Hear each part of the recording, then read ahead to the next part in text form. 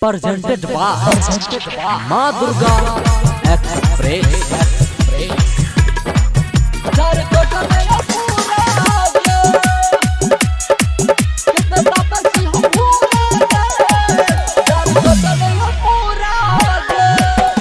Music director धनु राज।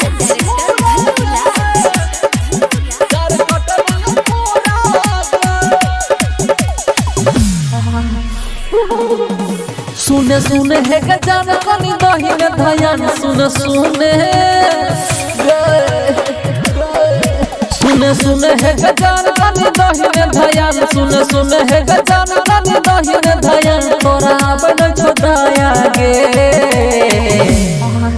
कितना तापची हम घूरा गे जार कटन या पूरा गे कितना तापची हम घूरा गे जार कटन या पूरा गे कितना तापची हम घूरा गे जार कटन या पूरा गे। डीजे धनु राज, डीजे धनु राज।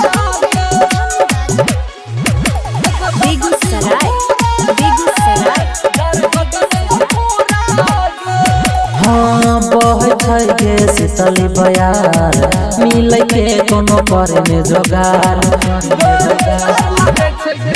हाँ बहुत गे शीतली बयार मिल के कोनो करे में जोगार। हमर बहन जो रजाइले बछाती से सताई हमर बहन जो रजाइले बछाती से सताई छियो तोरा बिना भूरा गे कितनो तापची हम घूरा गे चार कटन या पूरा गे कितनो तापची हम घूरा गे चार कटन या पूरा गे कितनो तापची हम घूरा गे चार कटन या पूरा गे सोना।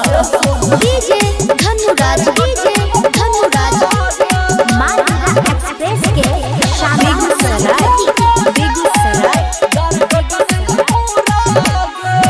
हाँ रखिए अपना कोरा में गर्मी छौके कोरा में। हाँ रखिए अपना कोरा में गर्मी छौके तोरा में। जग सुंदर छका साथी रोज पाइन छकाती है गे चुन चुन छका साथी रोज पाइन छकाती गोल्ड की पूरा गे